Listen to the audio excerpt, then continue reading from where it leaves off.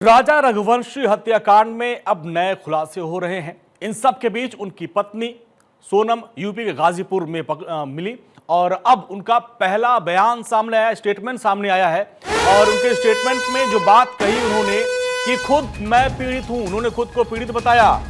उन्होंने स्टेटमेंट देते हुए कहा कि मैं आरोपी नहीं, मुझे अगवा किया गया था, मुझे गाजीपुर में लाके छोड़ा गया।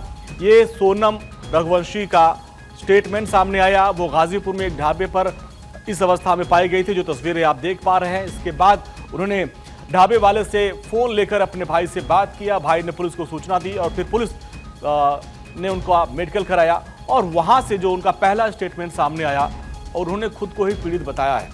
और तमाम तरह की कयासबाजी यहाँ चल रही है, लेकिन जो सोनम का पहला स्टेटमेंट आया, उन्होंने कहा कि मैं पीड़ित हूँ, मैं आरोपी नहीं हूँ, मुझे अगवा किया गया था और अगवा करने के बाद गाजीपुर में लाके छोड़ दिया गया। फिलहाल अब उनसे आगे पूछताछ की जाएगी और उसके बाद क्या हुआ था हनीमून के दौरान शिलांग में, ये बातें सामने आएंगी। लेकिन जिस तरीके से मेघालय पुलिस की थ्योरी है, उसमें डीजीपी ने कहा था कि जो पत्नी है उनका हाथ है। और अभी आपने थोड़ी देर पहले वहाँ के डिप्टी सीएम को भी सुना, उन्होंने एक वर्ड बोला, शो कॉल्ड वाइफ, जो गाजीपुर से उन्होंने आत्मसमर्पण किया। अब उनसे पूछताछ की जा रही है। लेकिन इन सब के बीच सोनम को लोग जानना चाह रहे थे कि आखिर सोनम किन परिस्थितियों में 17 दिन तक वो कहाँ थी, कैसे गाजीपुर पहुंची।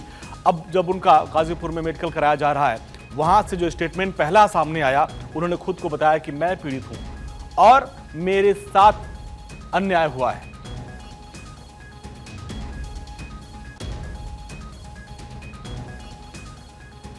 तो राजा रघुवंशी जिस तरीके से हनीमून के दौरान उनकी हत्या हुई थी और उनकी पत्नी लापता थी, 2 जून को राजा रघुवंशी की हत्या हुई। इसके बाद से उनकी पत्नी लापता थी और पूरे देश में इस मर्डर मिस्ट्री को लेकर चर्चाएं चल रही थी कि आखिर सोनम के साथ क्या हुआ, उनका अपहरण हो गया।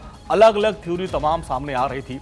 लेकिन अचानक नाटकीय तरीके से यूपी के गाजीपुर में एक ढाबे के पास बदहवास अवस्था में सोनम मिली और फिर सोनम ने ढाबे वाले से फ़ोन लेकर अपने भाई से बात किया। भाई ने पुलिस को फ़ोन किया और फिर पुलिस ने उनको अपने साथ रखा, उनको मेडिकल के लिए भेजा गया है। जांच चल रही है मेघालय पुलिस की तरफ से। अभी प्रेस कॉन्फ्रेंस आपने सुनी, मेघालय पुलिस ने कहा कि एसआईटी का गठन किया है।